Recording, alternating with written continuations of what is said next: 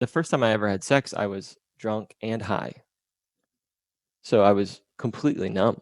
So by the time I was actually of age to be with a real woman, to be sexually intimate with a real woman, I just was something that I was incapable of. Hi, everyone. Welcome to Visionary Souls. It's such an honor to be with you. And wow, I'm just feeling already the potency, the power and presence that we're sharing right now. And I just invite us all to take a nice deep breath and just anchor in everything that we're receiving. And there's so much moving through us right now. Can we savor this a little bit? Just call all parts of ourselves really back into center, nourish ourselves a little bit with our own energy more fully. Just take in what a miracle it is to be you, to be alive, to be here, to be present.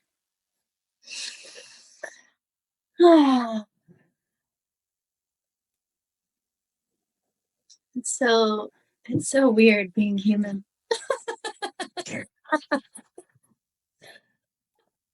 That's probably the most profound thing you could have said. Oh, it's just so weird. It's so weird. Like we're in these bodies, we're like, we have these identities and we have all these feelings and we're all energetic. And it's like, you really take a moment to feel how much is going on. It's like, whoa, there's Mm. so much happening beyond like the words. There's like, wow, there's so much here. Worlds Oh, within worlds within worlds. Yeah. aw. So, for those of you that are just tuning in and connecting with us here on the live stream or listening in to the episode here, wow, I feel such an awesome energy moving through. And I'm so excited to connect with this new friend, feels like an old friend, but new friend, Michael McPherson. And we met like in this hilarious, synchronistic, like cosmic connection in a way, which literally I was on Craigslist, you know, wanting to buy an inversion table because why not? I wanted to get upside down and get an inversion table. For anyone that doesn't know what that is, I highly recommend. It's awesome. And I find this great inversion table. I emailed the person, like, hey, I want your table. And, he responds and he's like, yeah, I got you. And then later on, I think you replied again, like, wait a minute, in your email signature, I looked at your website, your podcast. It seems like you're up to some really cool things. Like, here's a little bit about me, and let's do something together. Let's like create a podcast. I'm writing this book. Would love to share. And then the rest is history. And here we are. And I met you and your beautiful partner right before you were leaving Maui Mhm. to move to beautiful Kauai. And I'm just celebrating how like mystical life is, that's so fun. God, it's such a perfect example of how magical it actually is. Like, out of nowhere, you just come in and we connect over Craigslist of all things, and then it's just like now we get to play together. I know. Yeah. Oh, wow. So, Michael, congratulations on this amazing book you've just birthed. If you want to show the cover, it's, Yeah. awesome picture of you. Don't mind my giant face there. You But look yeah. great. Everything you never learned about sex, take back your masculine power and use your sex energy for good. Oh, That's I love right. it. Yes. Yeah. So, how does it feel to be like we were talking a little bit about how the book you just got the author copy, so you're like holding the book in your hand and it's like Hmm. about to come out at the end of October, and it's like the end of a journey, the beginning of a new journey in so many senses. And like what's coming up for you right now about Mm. this like book birthing? Mm. Well, definitely excitement. I feel like a book is really just a beautiful excuse to connect with more people or new people in a different way. And so I feel fortunate and just so grateful and so lucky now to have been gifted with this as an excuse to like even get on a podcast and Oh. talk to you and like have people hear my voice, have people receive this message. And yeah, just as a kind of an acknowledgement to myself, I really wanted to do this old school. Like I really wanted to write something of such quality that the quality of the material would be known instead of like, I don't know, like being this huge personality that people just want to follow. So people are just consuming whatever I create. So I'm just excited to see where it goes. I feel so grateful. Holding in my hand is definitely surreal. Mhm. There's just, again, like worlds within worlds within worlds. There's so much that went into that book. It's like 2 years of my life captured in, I Mm. don't even know how many pages it is. 180 pages. Aw. So in a way, it's like an acknowledgement of a past part of myself. So to look at it, I'm like acknowledging a past version of me and saying, Mm. "Whoa, you did something pretty cool there." And a lot of completion, like, Yeah. the book process, it feels like we do it for ourselves to integrate. At least my experience is like, oh yeah, I wrote that book to integrate like a Mm. lifetime of lessons that like needed to be brought into the light, needed to be brought like into acknowledgement. And part of the Sure. completion for me is like sharing it so that someone else can benefit, can pick up the lesson, can maybe not repeat the Mhm. same mistakes, you know? It's so true. I mean, I always say we all teach the things we need to learn the most, and I really needed a profound education in my relationship to women, my relationship to sex. I needed an upgrade, and Mm, this really was a way for me kind of to offer that, or at least make it available to myself. So mm. I'm just so happy I get to pay it forward. Something's coming up around like the intimacy of like the subject matter, and we're going to get into that, and I want to know more about the like how did you even start, etc. But there's something around like a bunch of people are going to have this book in their hands, and I can Mhm. feel from you that this is like a very vulnerable tale, and it's very revealing, and it's like it's so intimate what you're sharing, what you're speaking to. Just the subject matter in general is like the title itself is like boom, intimate, vulnerable, transparent, and like, and how does that feel? It's like, wow, you're at the end of this month, there are going to be people with, they're going to be like seeing you naked. True. Yeah. Maybe I should have done a naked photo on the cover and just got it over with, right? Yeah. Uh, it It doesn't feel as vulnerable now as it once did, in Mm, total honesty. So, yeah. you're gonna ask about how it was birthed, but it came from originally a podcast that Mackenzie and I did together. So in 2018, I created a podcast called the Humanity Podcast. Episode 3 was Sex, Michael Tells All.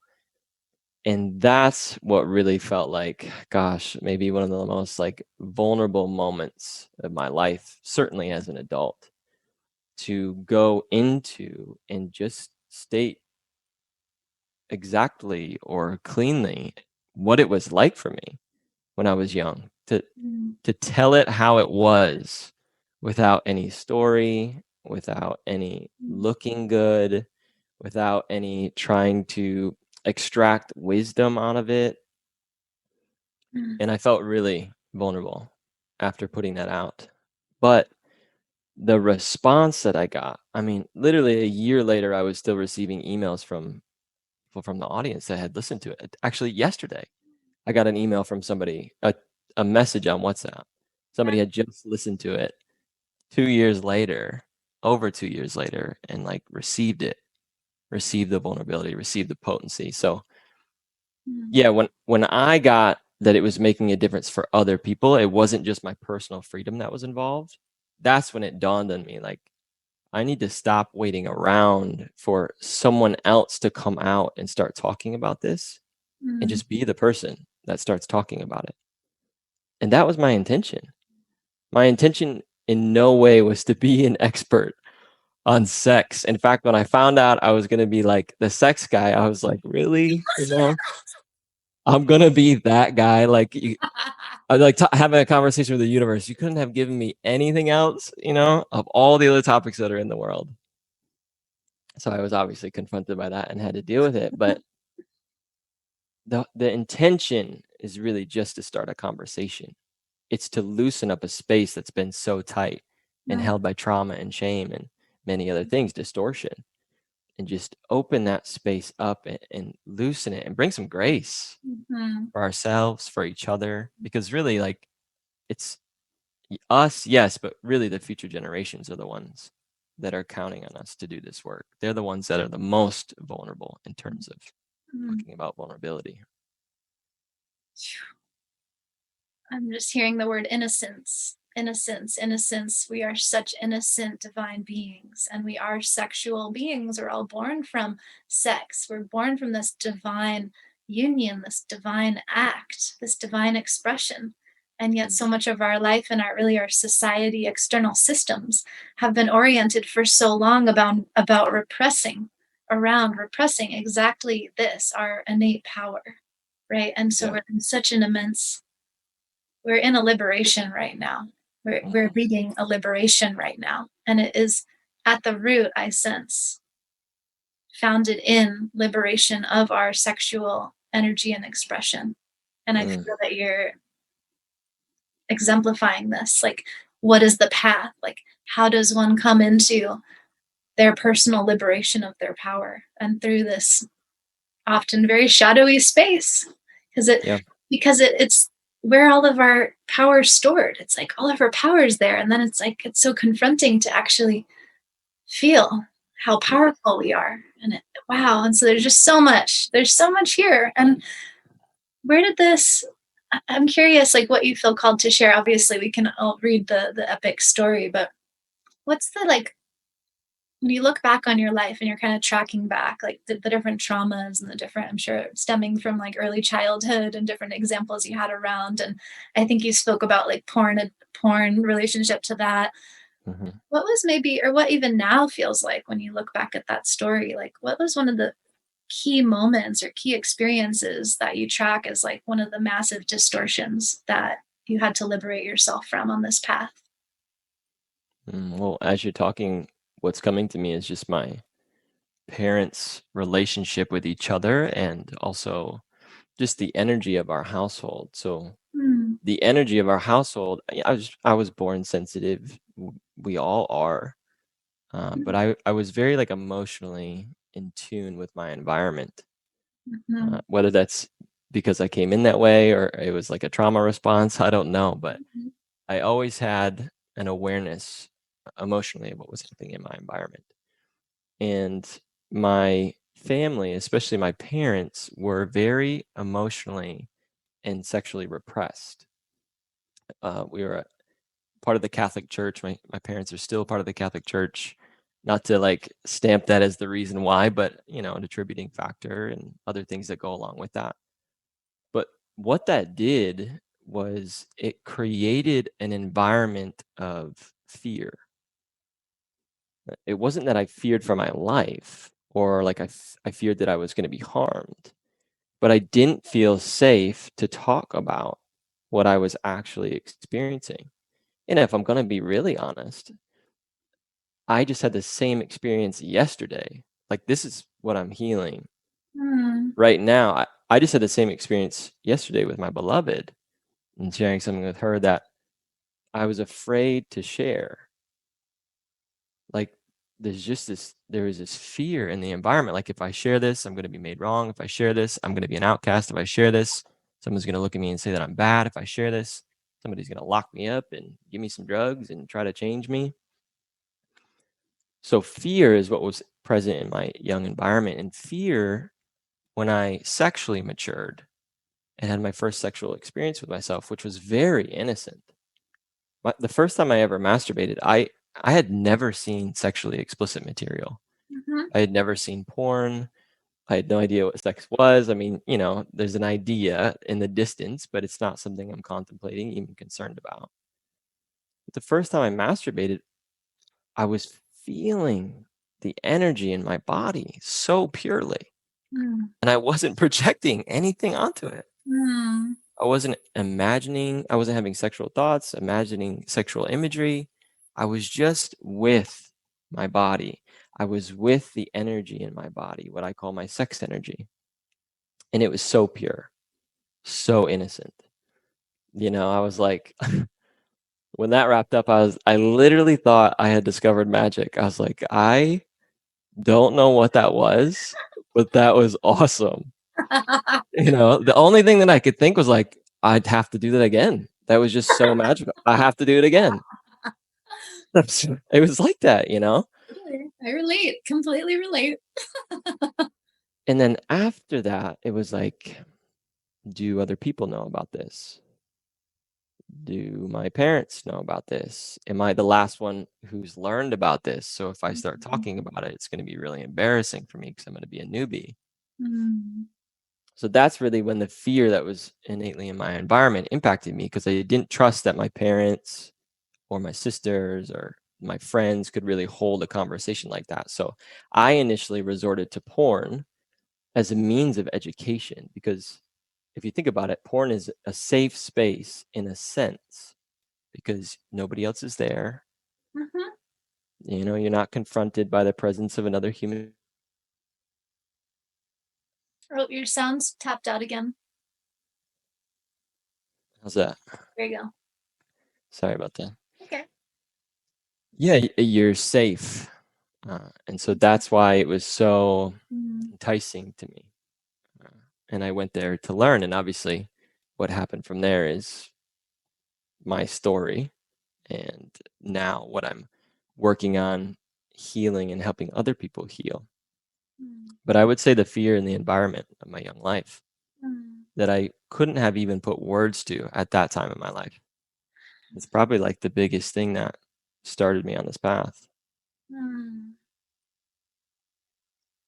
Completely relate to that. And what comes up for me is like, I always had a similar dynamic, I suppose, similar experience. And what comes up for me is like, was I like the youngest person on earth to ever start masturbating? Like, I was like a baby. I was like, but I was just so, I had so much aliveness. I have Yeah. so much aliveness. Like, I'm so alive. That's my being wanting to be so alive.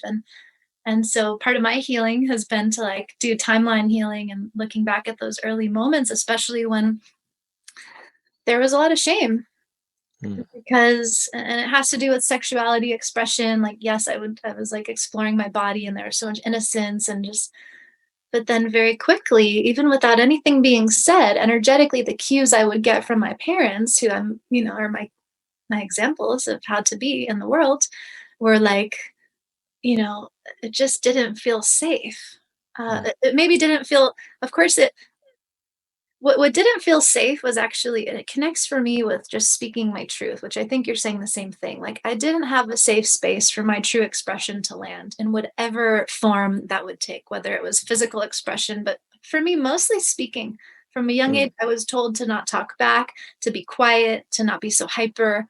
I was like 5 years old telling adults what to do, and I would be shut down and get in trouble in school for trying to organize the best game for everyone to play. And naturally just being leader, but kind of working Yeah, through the shadow stuff as we do when we're little. And and it just led to so much. So I just feel that, and it starts so young, and it starts before we even have the language or the consciousness awareness to know what's even happening. And so sometimes it's so hard to even navigate later on when we're ready to do the healing. Like, it's like, wow, we just see how deep the layers go. It's like someone might have a wake up call because they're like, my addiction to porn is really impacting my ability to have true intimacy with another person. yeah, Okay, wake up call. What's going on here? And they might not immediately think to look back to their family dynamic, to their early childhood memories, to their first sexual experiences. And so I can feel that the story you're sharing, and certainly your book probably goes into this, it's like giving people that, you know, immediate in to like go to the root. absolutely. Yeah, and it does. What I'm getting right now is it points to something really profound, especially as you were sharing, Mm, that we are inherently connected to this energy. mhm, We are designed to be sensitive to our sex energy. Nature designed us to be sensitive to our own sex energy. And I know we approach a lot of other parts of our lives with sensitivity, but I really feel like we should approach and can approach this area of our life with the same sensitivity, mm, because we know that our sensitivities are twofold, right? They're often our greatest source of pain and suffering and where a lot of our wounds stem from, mm, but they're also our greatest superpowers. When we interact with them in an empowering sense, our sensitivities, in this case, my relationship with my sex energy, is my human superpower. mm, And I was already attuned to it. You were already attuned to it at such a young age. mhm, And when they like expand that out a little bit, you can see how much our culture, or we could call it the system, the way things are designed, are not set up to empower us in that relationship that we already have inherently by nature. In Mm, fact, it's set up to disempower us. mhm. It's set up to knock us off the wagon, if you will, because then we're not liberated, empowered human beings walking around in the world. Instead, we're, you know, more susceptible to manipulation, if you will. Yeah, we're like chilling out, feeling like we're victims and just kind of being told what to do. And For we're sure. so I'm just seeing some cool visuals as we're speaking, like just it's like we're meant to channel, we're designed to channel such an infinite force through us, through the infinite channel that we are. And then it's almost like how we would think of as maybe people being asleep. It's just like being so cut off from that innate life force that Totally. you have. But it's and we would think that it's like society that's playing a big role in that, yes, but it's our own consciousness that is allowing for it to For happen and sure. allowing us to be in that template. And it's happening at such a young age that we're not consciously aware of this occurring. And it sets into motion so many different levels of conditioning. And I love your point. Like, yeah, I mean, everyone's an empath. Like everybody, we all have the capacity to feel deeply this is who we are. It's not even, I wouldn't even say it's like special, like we, part of our society would make it part of the conditioning and the manipulation program feels like it's made out like certain things to be really special, almost like they're unattainable, like it's inaccessible for the average person. But really, no, this is the way that we all are wired. We're all sharing a divine design. We all have incredible capacities. We're all designed to channel huge amounts of energy and in really unique ways that I'm sensing now we're just starting to learn more about, and we're learning how to like share about and give words to the experiences we're capable of just consciously without plant medicines or just like present in the body, like what becomes possible when we're really all the way here and Yeah. allowing expansion. Hmm. Well, I don't know the answer, but I'm just practicing. I think you pointed to the direction of the answer, the body, for Yeah. sure. Yeah. Yeah. So what happened? You had this vulnerable sharing. You realized so many, and I love the arc of your story. By the way, I relate so much to the unfolding of how my book came to be and whatnot. Same, totally. It's like the wounds, the trauma we have. We start sharing about it, and it has this magnetic impact immediately, almost beyond anything. There was no strategy like I'm gonna go speak about this thing and it's gonna lead to this business model. It's like, no, actually, it's so healing to share this thing that I feel so ashamed about or that I'm integrating, I'm processing, and it's our vulnerability is so magnetic. It's there's such a powerful resonance with the unique souls that we're all here, that each of us is here to connect to. And I just love the graceful unfolding of, what transpired for you. And so what has the healing process been like? I mean, that's a big question, but what are some of I'm really curious to know kind of the trajectory of like what your healing journey has been. Yeah. Well, you asked me a couple questions, so I'll go with the first one, which is what happened.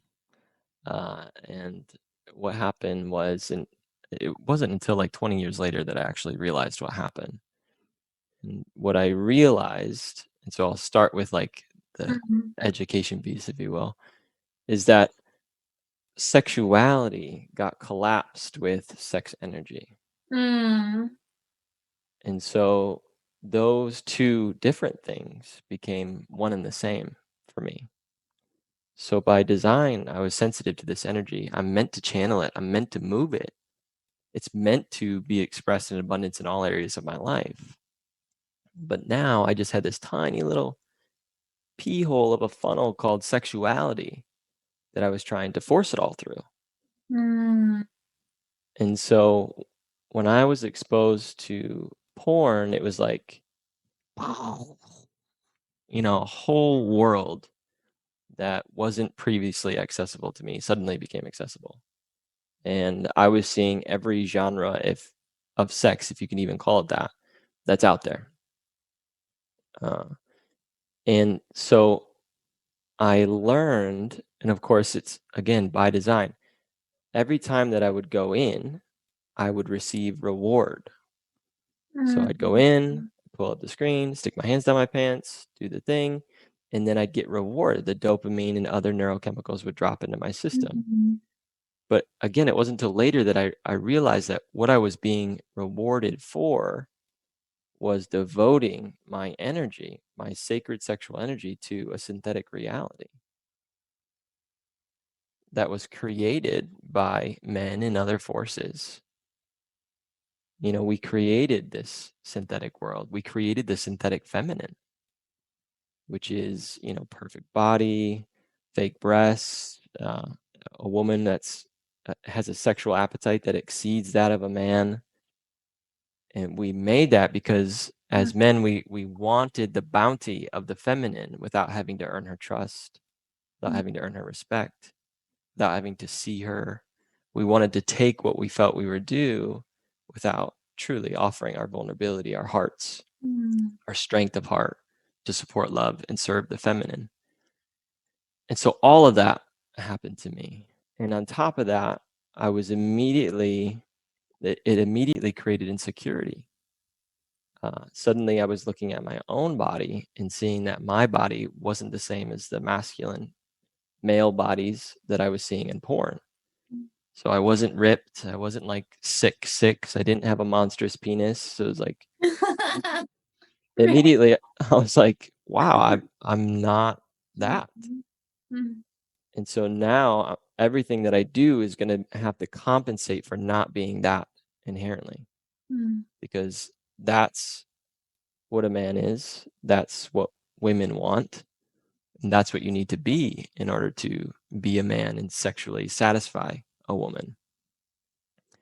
So it just got really messy after that. Not only was I obviously watching porn and masturbating to porn every day, but I was trying to compensate for this insecurity that I felt. And so I got uh, penis enhancement pills. I got a device. Um, Do those work? I'm really curious. No, right? no, they don't work. They're extremely uncomfortable. The device is extremely Oh my uncomfortable. It's gosh, like, wow. and then I'd like wear it around in my house and my family around. So it's like inherently you're like hiding your life from the people that you're supposed to be closest to. So it's just, no, they don't work, and just save yourself, Okay. you know, having to go down that road if you're listening to this. And the pills don't work either. And I actually had one day a close friend of mine, my best friend. I was hiding them in the my clothes drawer, the bottom shelf. And he was such a snoop, you know, he would just anytime he was over, he was like snooping through my stuff, trying to find something. I don't know why he did that. But he found these pills, and I remember like terror. Immediately, like terror came over me. Like I had just been found out. My insecurity had just been Mhm. revealed to my best friend who could do anything with it that he wanted to. Mhm. And so I was like, I came up with this story on the spot. I was like, "Oh yeah, those are my dad's, and if he finds out that you found those, he's gonna be so mad. Oh, you can never say anything about this," you know? It's safe. And so like just these lies, you know, Mhm. it's like the inauthenticity just started to compound and compound and compound. Mm. So by the time I was actually of age to be with a real woman, to be sexually intimate with a real woman, it was something that I was incapable of. You know, I need the first time I ever had sex, I was drunk and high. So I was completely numb, you know, and that was it, you Mhm. know. And that's kind of a good trajectory if you look from where I went from there, you know, more alcohol, more one night stands, more sexual objectification. And then eventually I wanted to, you know, I had this natural desire in my heart to be romantically intimate with a woman. the innocent part of me was like, I want love, you know? The man in me was like, shut up. Stay down, stay down there. Don't go. Yeah, genuinely, I really did desire that. Uh, but all of my patterning that I had inherited from porn and things like it, it's not just porn, all showed up with me in relationship. Mhm. So it made relationship pretty much impossible. And it really, my healing journey for real, didn't start until I met my beloved.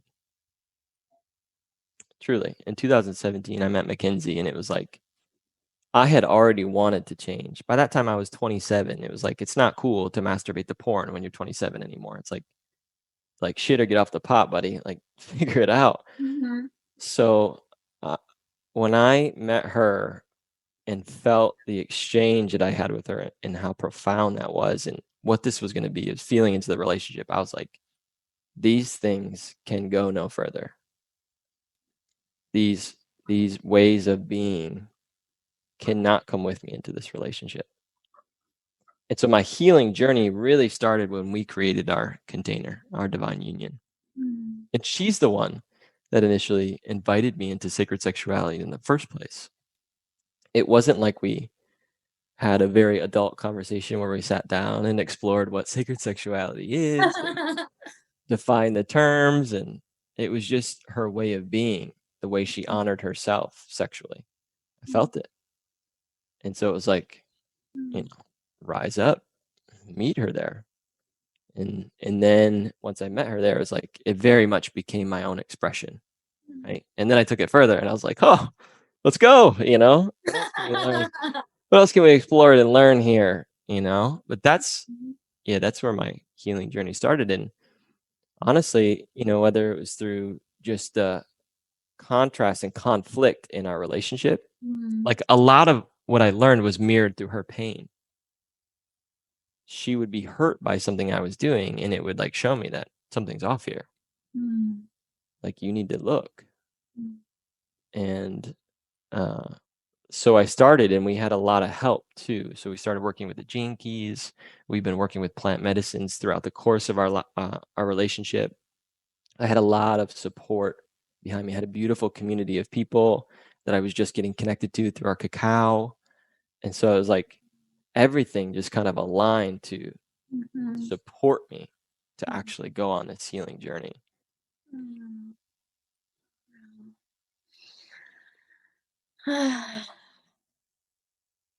Wow. Yeah, I feel so much um I feel like proud of you, and I feel like I feel this overflowing of like gratitude and acknowledgement for the journey that you've taken and the just the ease with which you're sharing about so many spaces that I'm sure most people maybe listening might feel like confronted by, almost like the level of ease that you can just meet some of these experiences with now because of the path that you've walked and because of what you've said yes to. And I celebrate that so much. Like that in itself is such a powerful example. It's like, wow, it's like an attunement. Just hearing you share is like attuning to Mm. greater self-acceptance and like the things that we think are so, like when your friend found the pills, right? And you're like, those are my dad's. But inside you're like, I'm gonna die.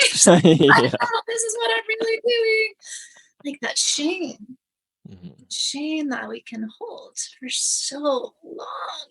Oh Yeah. my God, it's like the most toxic energy. And we can hold Yeah. it in our bodies for so long. And I'm continually in the practice of like, okay, is there any more shame? Is there more shame? Are there deeper, what are the deeper layers? And wow, and we can just hold so much here and not even be aware of like what we're holding and the different patterns that are then connected to what we're holding. The energy that we're holding is informing thought forms and emotional patterns and responses and just autopilot behavior mechanisms that we're playing out. And whew, it's wild, man. I just have so much compassion for myself and just for all of like what this human journey and this vessel is Mhm. about as we come into our embodiment more fully as we come into more presence and freedom. It's like, and that's really what's happening now. Like that's what's occurring now.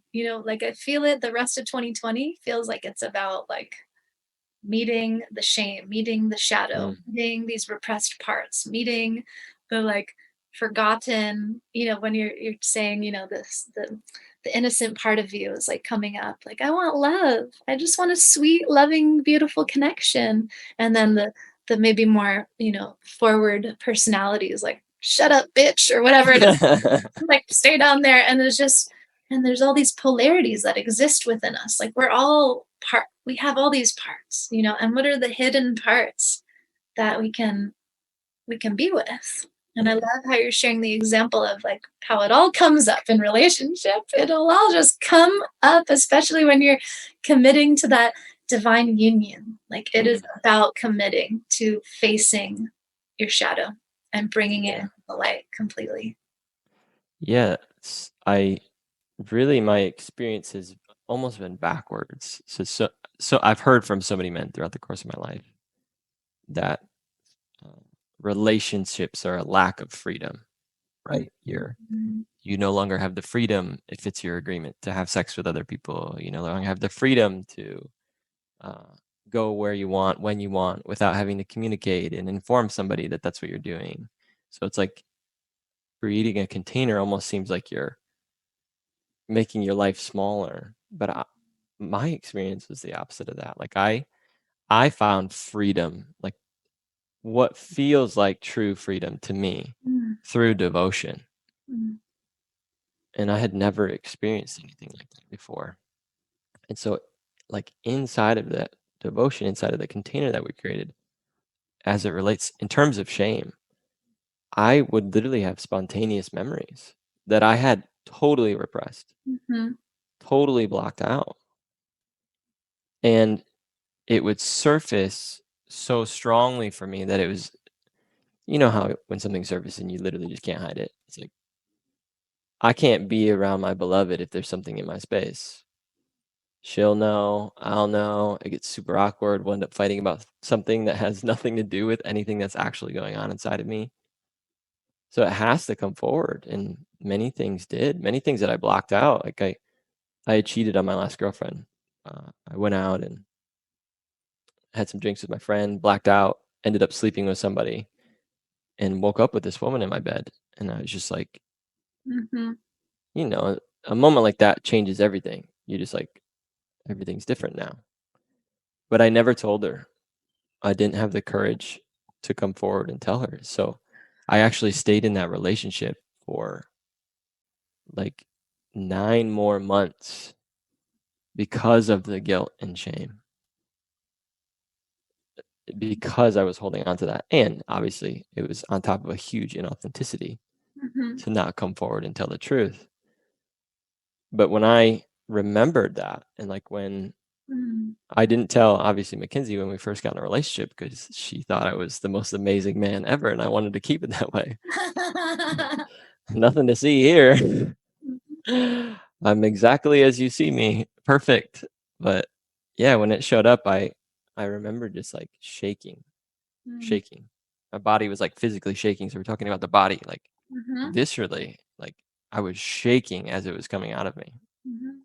And I honestly thought she was gonna break up with me. Thought she was gonna be like, wow, you're not who I thought you were. You not only lied to your girlfriend, but you lied to me up until this point. And it didn't go that way at all. In fact, she was like, yeah, I've done that before. What's the big deal? We're here now. Mm, And I was like, wait, what? You're not supposed to be that nice when somebody says something like this, you know? But mm, that's just one example. And then I've been doing one-on-one work with men too. And so obviously going really deep into their history, to their story, to the sources of their shame. And so I'm in this session with this guy, and he tells me something that he's never told anyone in his whole life, something he did sexually, and like there'd be very serious repercussions if he did tell someone. mm, And in that moment, it was like a memory dropped in of when I was like couldn't have been like 9, 10 years old maybe. And I remember like I was so desperate to know what sex felt like that I actually I tried to penetrate our family dog. And literally my whole life, like this is how big this is. My whole life, that was the one thing that I carried with me and said, if people knew that about me, Mm, they would never love me. They couldn't. mm, They would think I was a monster. They would think whatever they would think about me. And it was in every relationship that I ever tried to have.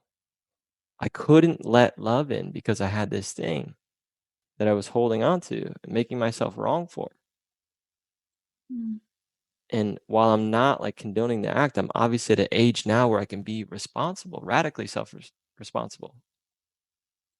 It's like I was innocent. I was still innocent, you know?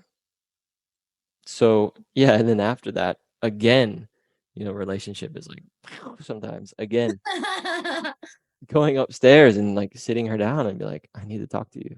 mm, Like this is no longer something I have to live with myself. I can't. mm, It's mm, gonna kill me. Uh, I'm gonna literally cut myself off from love, and I'm gonna die. And so I sat her down and I told her, and she just, I mean, she's obviously incredible. But she just like got me so deeply, and then again met me with a story of her young life where she had something that she was totally ashamed of and mhm, had never told anyone. And that was when I was like, dude, everyone has got this stuff. Everybody has got something mhm, that they feel like if they come out and just tell the truth, just say it as it is, as it happened, that their reputation is going to be over. Their life is going to be over. Nobody's going to love them. Everybody's got it. mm, And the freedom is not just in sharing it. Obviously, that sharing it is so profound. But, it's not like I just walk up to a stranger and be like, hey, I tried to penetrate my dog. They'd be like, what the fuck? Get, get away from me. It's like creating really rich containers, really intimate spaces for us to actually experience the freedom we desire, to actually give ourselves a chance to come forward with these things mm, and risk it. It's always going to be risky, right? It's always going to be risky. mhm, But to risk telling the truth, knowing that if you do, like your capacity to allow love inside, allow love into your heart, to love yourself mm, is going to be 10, 20, 100 fold.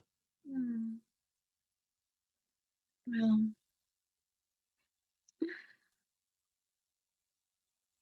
yeah, it's so I'm just observing how, like, in hearing your story, I'm feeling like there's like a lack of judgment, right? Like hearing you speak about your 9-year-old self and that experience. And it's like my 9-year-old, like who I've gotten to spend a lot of time with her because she has a lot of stuff, had a lot of stuff she felt really bad about and ashamed of and afraid if anybody knew what that would mean. And it's like because of like we're connected and she's here, I can like feel your little boy and just be like, oh yeah, like that makes sense. Like you want to know what something felt like. So you wanted to do that. That's okay. Right? Yeah. It's not a big deal. Like that makes total sense. And like, Yeah. of course, you're just exploring and learning, but that's a whole other process of like what it takes to get to that moment of like what's really happening here and that's coming up in all my client containers with all my students is like inner child like be with the inner child and go back like before we can maybe tell the truth. Gosh, and I just have so many memories of like it's been such an important part of my recovery in all regards is like tell the truth.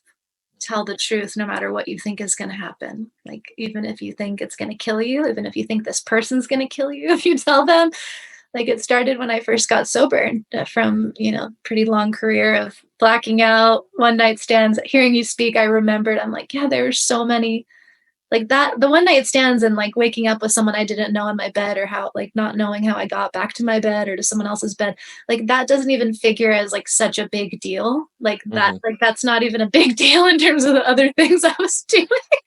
So just hearing you Sure. speak to that, I'm like, oh yeah, I was doing that a lot, but that doesn't even figure for me in my path as like there were just a lot of other things happening to focus on, but that was a trauma though. Those are traumas. I don't want to minimize that. Those are like really traumatic.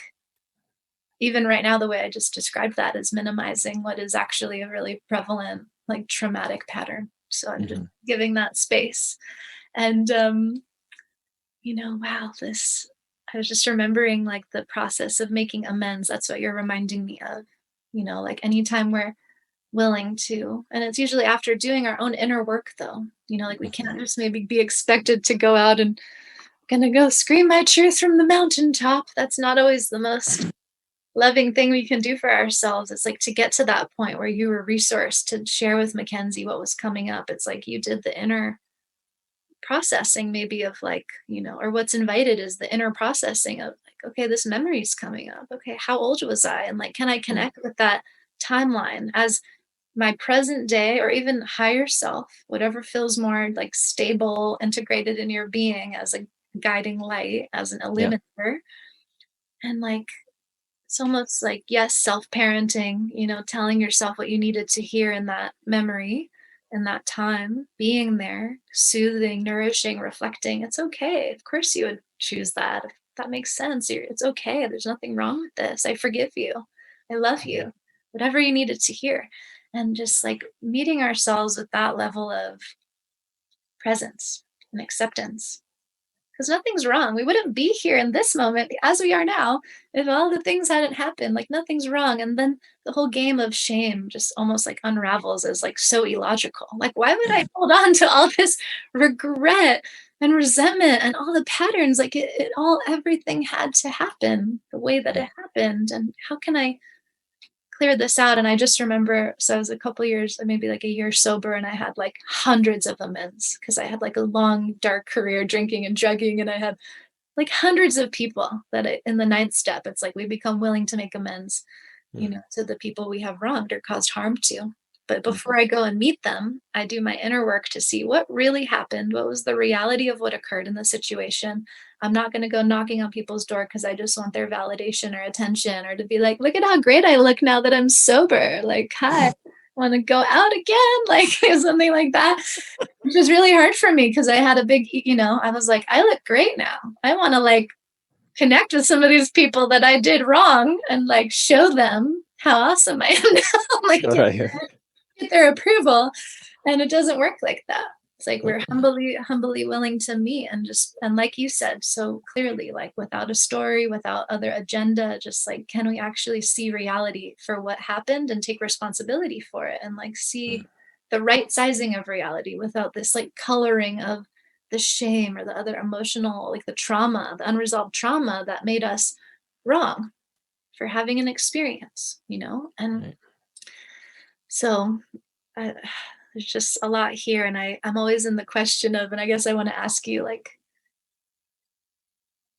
yeah, like I don't know. The question coming up is, it doesn't have to get so bad or so dire. I feel like for people to like go deep, to go deep Mhm. with themselves, to like, and I'm not saying like inner child work or some of the things mentioned is like the only way. It's not, of course not. But I guess that's a prayer I'm sharing right now of like for humanity at this time, like you can go deep and it doesn't have to be that you have this like horrible rock bottom experience to choose that, wait, I want to be more free.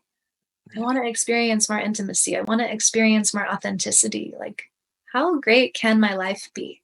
And how can I take responsibility for getting to know these parts of myself that are just wanting to kind of come back in the whole picture so I can see clearly what's here? Yeah. I really feel like trauma is trauma, period. And sometimes there's this tendency to hear about or see other people's trauma and be like, oh, I didn't have that experience. Mm-hmm. My life wasn't that hard. It wasn't that bad for me. And then to minimize, like you said, our own trauma. Mm-hmm. But it's not about anyone else's experience. It's about being radically honest about whatever we experienced. And you also pointed to something, we talked about in the beginning, the most vulnerable really are the children of our world. I Mm-hmm. mean, literally, if like the most practical Mhm. conversation, they're the most vulnerable. Mhm. And also the innocence inside of every single one of us. Like, Mhm. we have to ask ourselves, who does the shame impact the Mhm. most? Who's really receiving the energy of that shame? Mhm. And it really is our inner children, Mhm. you know, what's Mhm. meant to be and designed to be the sacred child that we always carry part of us, the innocence that we carry inside of us into everything that we do. Mhm. You know, the smiling, the happiness, the joy for no reason at all, just because we're alive. Mhm. Um, yeah, our inner child work is so direly important. And honestly, as we're talking now, I'm remembering that I leave it out. I write about it in my book. There's a whole chapter devoted to it, but 2 chapters actually, because that's how profound it is. Mhm. Uh, but I leave it out a lot of times when I talk on podcasts, Mhm. when really it was like the thing that I came back to over the course of 3 years. Always going back to inner child work, always going to the point where I'm like, "Is this ever gonna be done?" No. Like, even I at times would be like, "What's your problem?" Like, looking at my inner child, like, "What's your deal?" You know? And then I'm like, "Why do I do that? Why am I talking to him like that?" You know? Why is my, like, yeah, just there's a Mhm. whole world there, but when we can really meet that part of ourselves with Mhm. acceptance and love, something fundamentally changes. And especially physically, the Mhm. inner child is synonymous with the physical body. Mhm. And when the inner child feels safe with us, the body relaxes. When the body relaxes, the trauma surfaces. Just Mhm. like I was shaking, when the body relaxes, the nervous system lets go. Mhm. And yeah, it's just inner, like it's all connected, I Mhm. suppose. Mhm. Something was I almost feel like there's like an edginess of like, do we go there? But what was coming up was I'll just say it like this whole like what's being illuminated in our collective consciousness right now, like child trafficking and like sex Mhm, trafficking and like and just like this distortion we're speaking to of this disconnection from one's mhm, inner being and inner child and one's body, frankly, and how this then materially manifests in our reality as these like mhm. really as these behaviors where there's like obsession about the children, but really people are at some level seeking their connection with themselves, or at least Totally. that's what I'm getting right now. Yeah, that's a huge, huge part of it. And just distortion in general. Obviously, when I first turned on pornography and started to see what was on there, that's a heightened expression of distortion for the most part. Uh, and that really is the source of shame. Mm, And then that starts like it gets the snowball rolling mm, to the point where we're whatever age we are, and we're so far from the innocence from where we started that we can't even feel the impact that we're having on the innocence of others. We mm, can't even connect with that there's an actual human being over there. There's an actual child, mm, mother, daughter, sister, mm, wife, child, all over there, just like it is over here. But mm, you're right, until we go there with ourselves, it's like we don't even have the capacity mhm, to meet people on that level. mm. I used to be like really ashamed of myself because I would just like fake orgasms with all my boyfriends because I just wanted to perform. And like one of my boyfriend I lost my virginity to when I was 18, real quick, like had me watching porn. And he said something to the effect of like, just can you be like this? Like something like that. And I was like, but I was at that time, I was like, I have to be like that. Just like Right. you're reminding me of this. Like I had to be like that. And I wasn't connected. Well, I didn't have the capacity to be truly intimate and connected and authentic at that time. And I don't, started having sex, as a lot of us do, without any of the resources for like actual connection, and then just developed this patterning of like faking orgasm, performing. Like the whole thing was so mental. I was always holding the experience. And yeah, it like felt good, I guess, but it was like more so holding this frame the whole time, managing the theater of like how it was going to go, how I was going to look. Like it was so in my head. mhm. and really also tracking my partner's experience, like, and just all for him, and like so many things in that. And over the years, yeah, this became an immense source of shame, and eventually also developed into this fear of like my body doesn't work. Like I can have orgasms like by myself, but I could never, even when I would try, or I started to open up a little bit more with my partner, like it was just, I'm like, is my body broken? Like, can I just not, is it broken? Like, does it not work? Like, why is this so hard? And that was for many years. And it even, I'll share, it also catalyzed some physical, like their injuries basically. Like I had so much energy channeling, and it had no outlet. I wasn't naturally allowing the energy to land and exit and integrate however felt right, wasn't allowing it to express that. Over the years I had a recurring cyst, actually. And I think this is much more common than people will talk about. So I'm happy to talk about it because at the time it was happening for me, I was in college and I felt so much shame about this. It was in a really intimate, vulnerable area. I didn't want anybody to know. I'm like calling my friend, can you take me to urgent care? And like, I can't tell you why, like being overly secretive and weird about it because it was just so, I was terrified, Mhm. and having these really invasive procedures and just hiding the whole thing, not telling anybody, being in a lot of pain, like all of that. And for years it would recur through different relationships. At the time I was looking on forums, which isn't always the best idea, and just and feeling like this doesn't happen to anybody else, like I'm the only one that's going through this, and like it's really scary. And so that was a long journey. And then it wasn't until I had a few years sober. I was with a partner. We were in this really beautiful, we were kind of in a more of a container than I had ever had before, where there Mhm. was trust, there was intimacy, there was the presence.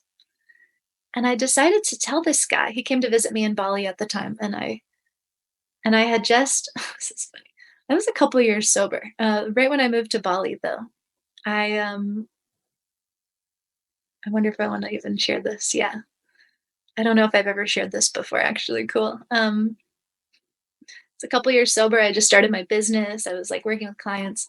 There's this part of me though. I was on this retreat right before I went to Bali. I was in New Zealand on this retreat. There was a woman on the retreat who's like a Tantra healer. And she was sharing all about her experience. I'm on the 10-day retreat with all these women. I'm getting to know this woman. She's telling me about her tantric practice, which I used to do when I was kind of back in the drug and drinking. I was wrapped up in a lot of drugs and drinking and money stuff. And I was working in, strip club, doing different like types of sex work. And now I look back at that and I'm like, yeah, I was tuning in with the desire to be a healer. Like that's, Mhm. using sex energy to heal. Like that is a part of my path. I wasn't able to consciously acknowledge that at the time or feel myself worthy of claiming that at the time. So I felt like I had to hide it and cover it up with alcohol and pretend and do that. So, anyways, years later, I'm with this woman. She's like empowered, sober, like doing her thing. And I'm like, this feels cool. Like, is this something I want to do now? Like, is it time? Like, is this happening? And she tells me about this sugar daddy website, which is like basically a website you can go on and have, these rich dudes like pay you maybe to have sex, maybe to also just be their friend. I don't really know. Mhm. I think a little part of me was like, ooh, could I like consciously do the things I was doing before, but do it intentionally and sober and see what that's like? Like I had a Mm. draw, you know? Yeah. And so I made a profile on this site. And I'm on this spiritual retreat and I'm like making my profile on the sugar daddy website. Like, yeah, I'm going to like be someone's like Reiki holistic health coach. And they're just going to pay me to like give them this feminine healing, no Yeah. sex, no sex. And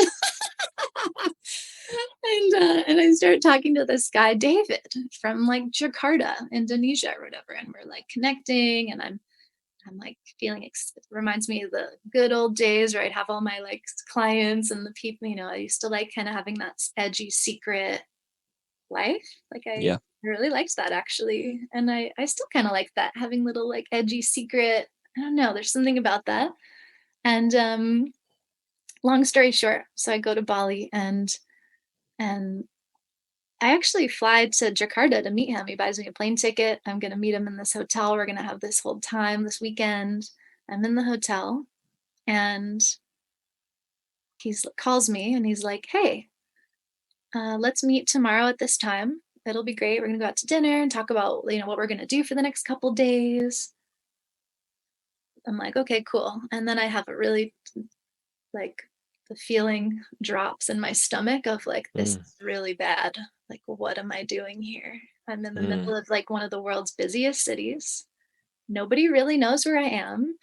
I realize that, anyways, all this stuff, I just feel horrible. But how it manifests is I realize I have a client. I have a coaching client at the time that we're supposed to meet the next day, and I just call him back and I'm like, I actually can't meet you at this time. I have a session. And then he says, as long as you're here on my dollar, my watch, like you're gonna do what I say. whoa. And then I was just and then trauma response, like, holy shit, I'm gonna like, whoa. And he hung up on me. I realized that the WhatsApp message we had been using to communicate was all encrypted, and I had no way of actually like no getting it. Just all dawned on me. Like, I don't even know if this is his actual name. I don't know who this person actually is, if the story it's all hidden identity. The plane ticket was booked by a third party. Like, there were just all these things. And I'm like, oh my God, I have to get out of here. Whoa. I quick tell my friend, I just message her, like, hey, I'm in this hotel in Jakarta and I'm getting out of here to go to Bali as soon as I can. Like, just know where I am. And if I don't call you in 1 hour from the airport, call the police. Like, Whoa. something like that. And I just get out of there. I go to the airport, get to the plane. Okay, so then, holy shit, that was insane. Then I get to Bali. I have this like dark night of the soul about what was I doing? Like, was I doing that for money? Like, what part of me is still like operating in this scarcity consciousness, wanting someone to just save me and take care of me? And I'm willing to put my life in danger. And like, what was going on? Oh, so much. And that catalyzed a quantum leap and like so much healing and so much, just that was where everything shifted, like Yeah. massive shift. And then a few months later, this beautiful man comes to visit me and I tell him that story.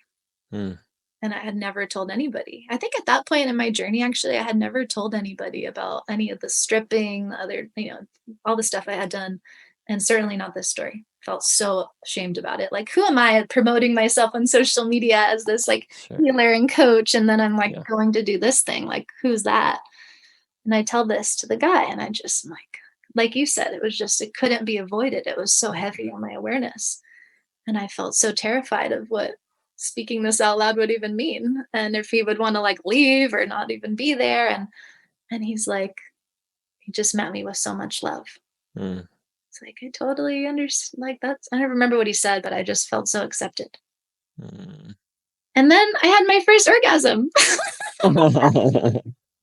Sorry. And then and it took a long time. It was, like, a lot of practice. It was, like, it was hard work, but it was, like, it happened, and it was because I'm sure had this real intimacy and connection and trust and this healing moment of like, this is what I'm holding, and can you really meet me and accept it? And is it okay? Am I safe? Mm, And then that's what it took. And it was like, mm. oh, I see how this is all connected. Wow. I mean, that's a crazy story, and I'm so Same. connected to how protected you are, for one. That, like, yeah, you got your Yeah. angels and guides watching over you for sure to make sure that you got out of there safely, and just, like, so grateful that it went that way. Yeah, and then to share that and just open yourself to somebody in that way. It's so symbolic Mm, to open ourselves verbally, to open other parts of us, right? To receive, which is everything we've been talking about today. So, whoa. yeah. And hopefully, just to throw this in there, hopefully nobody has to find themselves in that position, right? In order to I don't know, learn that lesson or transform that part of our shame or I pray that people just get to do this with such ease and grace and safety and they're really met like you and I have been in those moments because that's what we deserve for sure. Mm. So if you find yourself in Jakarta, Don't go. Oh. Oh, thank you. Yeah, thank you for allowing the space for this to naturally just kind of arise and come through and feels really good to just like so good to just let the energy Yeah, out when it wants to just come out. Deeper layers can come out and just like let go of that, the stories, whatever's there. totally. I So, guarantee somebody's gonna come back with like a story there, and you'll get a message later yeah. today or tomorrow or next week. Aw. So it'll be like, "Oh my gosh, I did the same thing," or something. Your point, like, I just love what we're harping in on here, and it's like the meme is like, the thing that you're ashamed of, the thing that you think no one will get about you, the thing you think everyone's gonna hate about you. In fact, if they knew, it's like it's the thing that actually everyone's waiting to love about you. And it's like the point at which when someone knows, they can so deeply connect in with you. They can actually feel you, see you, know you, because of the unique way we orient to our shame and like the way you operate and orient in terms of the shame and the shadow, like tells me everything about you. And I can Mm, really feel you, and it's mm, like, and we're responsible for opening and just like yeah. letting it be here, letting it be transparent, like not hiding anymore. Yeah, I love what you pointed to about the fraud piece because I felt that way a long time in my life, like, Mhm. all throughout my 20s, basically. My Totally. nickname was Mr. Perfect. Like, everyone they'd look at me, see the way that I looked, I was having relative success in anything that I was doing, the perfect package, right? Mr. Perfect, and it was just Wow. outside presenting something so much different than what was going on internally. Mm, And yeah, that we actually just waking up to the realization that I actually don't have to live with myself in terms of feeling like I'm such a fraud. mm. When I was like in different network marketing groups promoting this like amazing life, like come and join my team and we'll all make money together. It's going to be amazing. And then in the background, I like have totally thwarted relationships and I'm still watching porn and objectifying women. It's like, Mm, let's just put it all on the table in a very responsible way. And for me, it's like I didn't have to live with feeling like a fraud anymore, because I was the one. mm, Nobody else, everyone else saw Mr. Perfect. I was the one who lived with Mr. Fraud, Mr. Faker, mm, Mr. Trying to trick everyone but himself. mm. You know what I mean? Yeah, completely. Yeah. And I just, what I hear is like you're speaking to integrity, and it connects for me that piece about, your book says how to take back your masculine power is Mm, about, for me, how do I live in integrity? How am I integrated in all aspects of my life and my being with what I say, how I'm feeling, what I'm believing in, what I'm giving my energy to? How is it all integrated? It's clear. It's just here. mm, It's clear. An aspect of integrity I'm feeling now is like transparency, like mhm. being so integrated and just integral whole, and it's just transparent. It's so clear. You can see the whole picture and it feels Yeah, good. It feels so inviting. totally. Yeah, there's the inherent freedom in that. And then there's like, then we get to pivot. So, like, most of our life has been around a distorted relationship with our sex energy. Mhm. So, we restore integrity, right? And then we can pivot and be like, wait a second, you mean there's other things I can do with this energy? Like, WTF, mate? Like, this has been concealed from me this whole time. You mean I can create worlds? I can channel this energy into my heart? I can have a heart orgasm? Mhm. What? I can open up my psychic abilities by harnessing my sex energy? What? Then it's like, we heal the shame, we restore ourselves into wholeness, and then we turn and we devote our creative life force energy to fulfilling the divine's plan for our life. And Mhm. that's really what we're missing out on. I feel like that's the level of fulfillment and satisfaction. We talk about sexual satisfaction. I want to talk about soul satisfaction Mhm. and devoting this energy to our soul, to the divine, Mhm. and feeling what that actually feels like. Mhm. Feeling the fulfillment. It's better than any orgasm you're ever going to have. I guarantee it. Not to diminish that, but just to point to it. Mhm. Mhm. Yeah. I almost feel like part of the game is like as we unlock and we come into wholeness and your body's coming more online, It's like, wait a minute, is this body just designed to live in a permanent state of what I thought was an orgasm? And it's just like, it's so intense. Like, really, it's like, whoa, like there's a lot of stimulation. Dude, I've had that experience. So like when I started to first when I cleaned up my act, right? And I restored integrity with myself and my relationships and this energy started and I was working with medicines as well. So I was really getting in tune with this energy. I was like, this is distinct. This is like separate from sexuality. What the F is this? You know, and it's being moved throughout my body in ceremony. I'm just like, oh God, all my stuff is there. Like, are people going to see that I'm receiving this much pleasure? Are people going to think that I'm like some Mm, kind of weirdo, that I'm in a sacred plant medicine ceremony and having like a full body orgasm? But then I'd start to experience it in my interpersonal relationships where it's like, it's when it reaches my heart, it mm, is literally like the most blissful mm, and expansive interaction I've ever had with people, to the point where it's like mm, just having to be with it as it's happening, mm, right? And not like being so lofty that it's floating away, but the exchange. And that's the power that we have to generate and exchange love. mm, Like that's the piece that connects this energy. Like, so I was in Maui, which is the heart chakra of the world, sacral chakra of the islands. mhm, My time there was all about connecting these two parts of myself, my sex energy with my heart. mm, And what I've found is like we, sexual liberation is liberating our sex energy from the confines of sex, period. And when we take it out of the sex box and we start applying it to other things, like our ability to give and receive love, there is no going back. I mm, mean, the profound nature of those experiences, there's just no going back. And that's like the future of humanity. Not to say like meaning nothing about myself. I just know that's where we're going. mhm. It's part of the plan. That's why I'm here. I'm like, I came in here in this life to be in orgasmic bliss all the time. No shame in my game. And Yeah.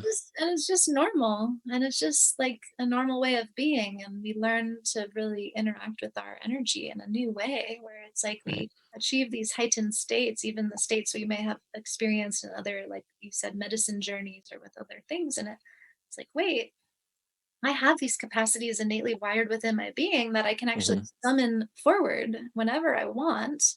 And then we relate to them differently. We can connect differently. And I love yes, we can channel the energy. Sexuality is our creativity, is our Hmm. capacity to create. It's intercourse.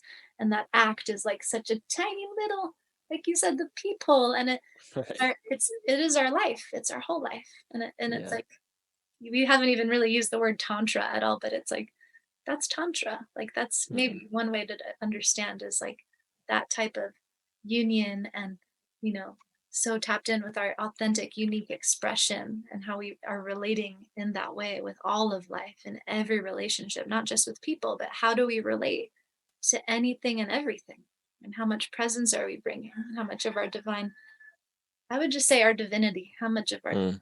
how much are we in our divinity, and how much of that are we allowing forward in all the ways we relate? Like, that's what I'm here to practice. Amen.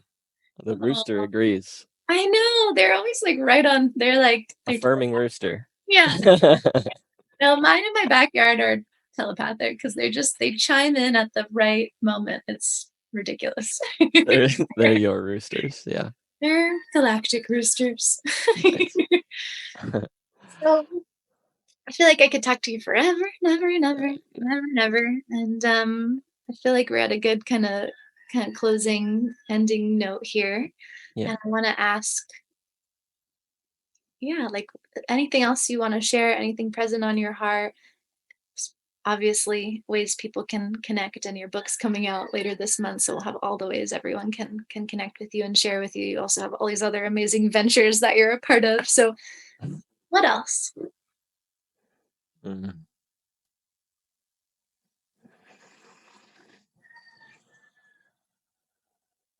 I guess for people to just take the first step. Mm, You know, it's all perspective, right? I could have an experience that I think is so bad, but to someone else, it's like, that's not a big deal at all. mm, Someone else could have an experience that they think is so bad. And if we compared those two, it'd be worse than ours. But the next person is going to be like, bro, what are you thinking? It's not a big deal. mhm, And so just to give ourselves the permission to to acknowledge wherever we are, whatever's honest and true for us in terms of our shame, in terms of our history, in terms of our desire to reconnect with this energy, just to meet ourselves with grace where we are and start there. Whatever the first step looks like. If you want to connect with me, that's great. I'll happily talk to you. You can find everything you need about me on my website, www.michaelmcpherson.co, co, not .com, .co. But honestly, even just setting the intention, the people, the resources, because you got to get like, as much as you're desiring to heal your shame, somebody else is desiring to express their service in the world. mhm, And you two are a perfect match for each other. You're both going to meet each other's desires, which is beautiful. mm, We have to be willing to go towards our desires, right? To mm, let the contrast of our life build the desires, then move towards them. Take the actual step towards the desire. So if you want more freedom in this area of your life, if you want more energy in this area of your life, if you want the ability, start cultivating the ability to channel your sex energy consciously, take the first step, whatever that looks like for you. mm, Set your intention, take the first step, and just trust mhm. whatever you need is going to show up. Even through a Craigslist ad. Even even things that you don't even know that you want. I thought I wanted to sell an inversion table, and I got you. It's like, how good can it get? It's like way better than anything I could have come up with. Way better. Way better. So fun. It's such a fun game we get to play here. Oh, It's like it's magic. It is magic. It is totally. all magic. We are magic. Like we're here to amplify magic everywhere. I agree. Oh, such a pleasure. It's such an Yeah. honor to be with you and to share space. And thank you again for just the way you are, and the way you lead, the way you be, the way you share. You know, your book is just the transmission of that being out in the world is like boom, a consciousness shift. It's just gonna Mm, ripple out and I can't wait to read it and mm. maybe we'll have another conversation, keep it going. I feel so thankful to share presence with you and really excited to visit you in Kauai when it is the time. Yeah. Come on. We're ready for you. And Oh, just thank you so much. I really appreciate the opportunity and just your open heartedness towards me since the moment I met you has been really apparent and really received. So I love you. Thank you for being who you are. Thank you for expressing your light in the way that you do and really acknowledging you for even building a platform that mm, people can show up and have their message be heard. thank you. Yeah, I really received that. Thank you so much. It's like my favorite thing to do. It's so much fun. Well, thank you for everyone listening. We love you so much, and there's so much here. There's so much here. And take whatever little piece really resonated. And like Michael says, like take a next right step, like take a next right step towards actualizing your intention. You know, you are a powerful being, you're a powerful creator. And how can you really love and appreciate yourself and really honor your energy more fully? Mm. Yeah, we love you so much. We'll see you soon. Aloha.